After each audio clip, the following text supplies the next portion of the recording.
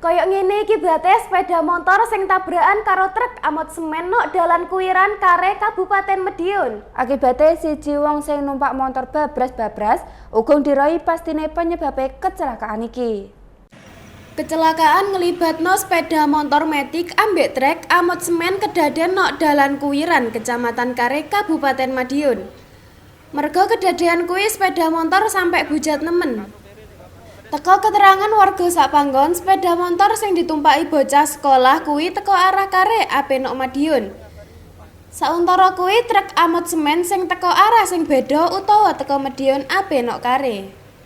Sampai saiki sing nyebabno kecelakaan nok kawasan Alas Jati kuwi ugong dirohi. Tapi akibatnya tabrakan kuwi bocah wedok kuwi ngalami babras-babras ambek wis digawa no RSU Dungus kanggo ngolehno perawatan.